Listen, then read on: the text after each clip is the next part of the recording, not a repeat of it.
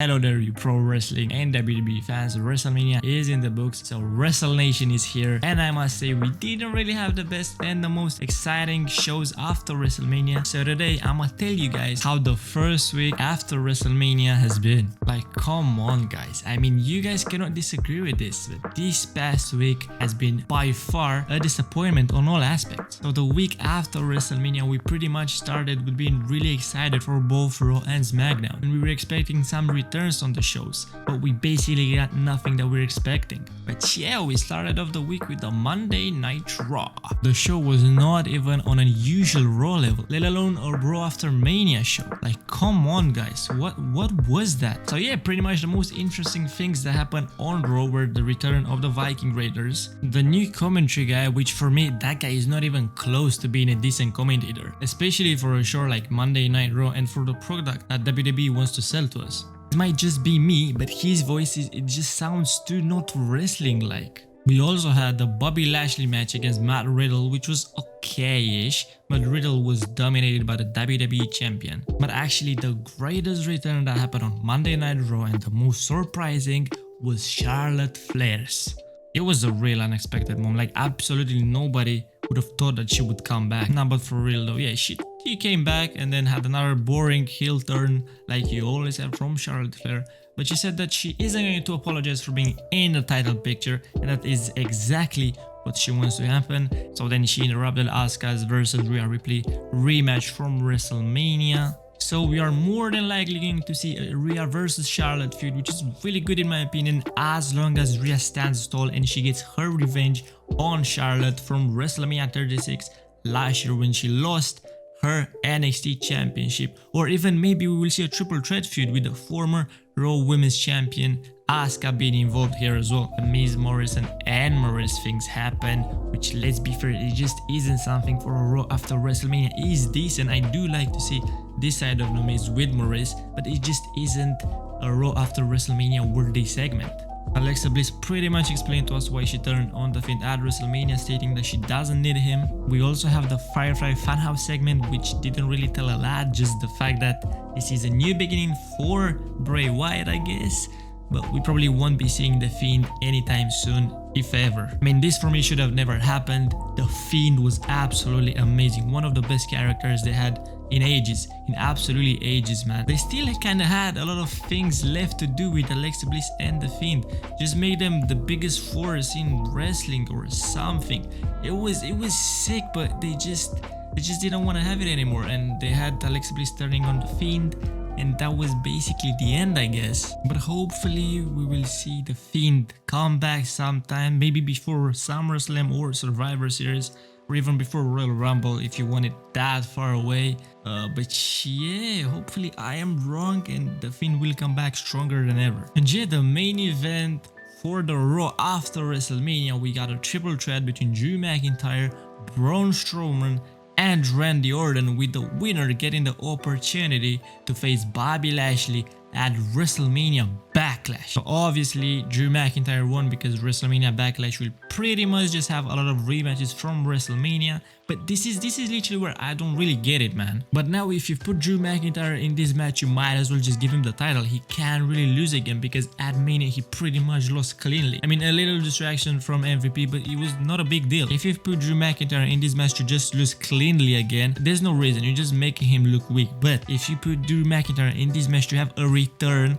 like Brock Lesnar, yeah, that I'll dig that. I'll freaking love that. But yeah, that was your main event for the Raw after WrestleMania. So no Samoa Joe, obviously, because we know what happened to him days later. But no Becky Lynch, no Brock Lesnar, no CM Punk, and no Ronda Rousey. I mean, if there were plans for any surprise, they should have done that at WrestleMania because you had the fans. But I'm hearing that they are preparing for Brock Lesnar return at WrestleMania Backlash. So we will see. But a very, very, very disappointing Raw after WrestleMania in my opinion. And now SmackDown. I mean, come on. I get it, don't return stars like Brock Lesnar and Becky Lynch, but for God's sake, we were at least expecting an appearance from some NXT superstars like Finn Balor, or as it was reported on Twitter throughout the week, a return from Aleister Black. But nah, we got none of that. And for sure, SmackDown after Mania was just an ordinary decent show but nothing special. It started off really well with a face-off between Cesaro and Roman Reigns, a really amazing tease from WWE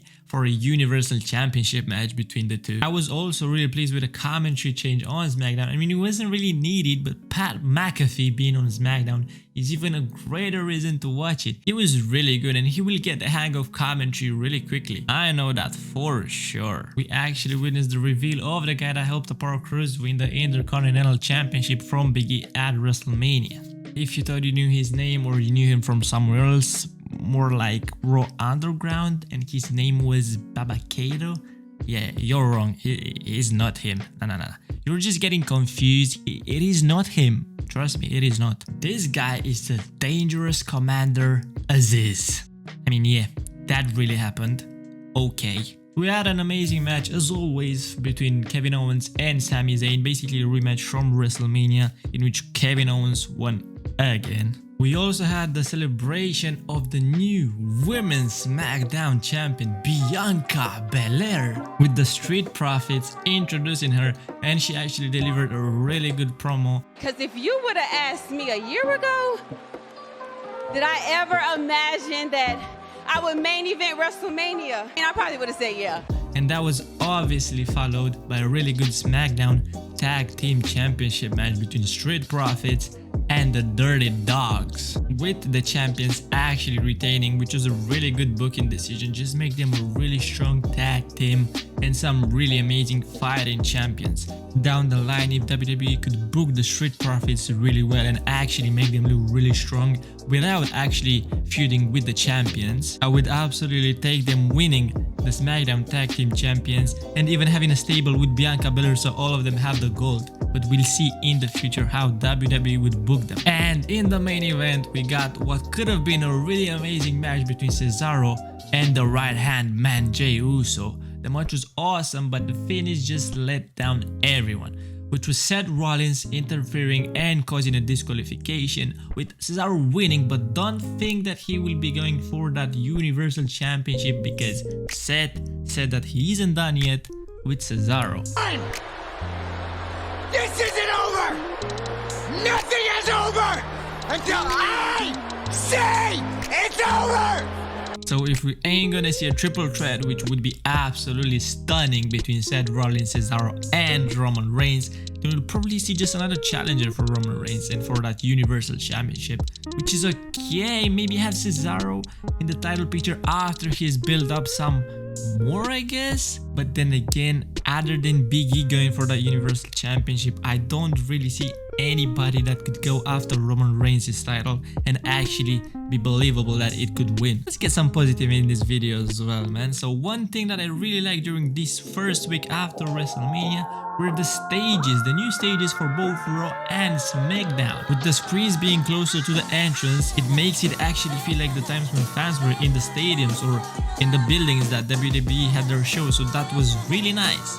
Obviously with the SmackDown stage actually looking better between the two because of the colors and stuff, but it is just amazing, so kudos to WWE for this change. But yeah, those were the Raw and SmackDown shows after WrestleMania. Two very disappointing shows with no actually important returns or build-up feuds, but obviously with SmackDown being a way better show than Raw as usual, so probably we'll just have to wait and see after WrestleMania Backlash for proper build-ups. Unlike previous years, I gotta say that this has to be the worst WrestleMania following week of all time because of no big surprises, no interesting stuff, no title changes, and no big matches, so nothing really. With NXT actually being a better show, with having all three new women's champions there, Raquel Gonzalez, Rhea Ripley, and Bianca Belair. It was an amazing moment and it was a pleasant sight, so NXT actually put on an awesome show. But yeah, thanks for watching guys. It's been Wrestle Nation here. Don't forget to hit that like and subscribe button and let me know your opinion on the shows after WrestleMania, and when do you think we will see some big returns happen. Wherever you are, love pro wrestling, and most importantly,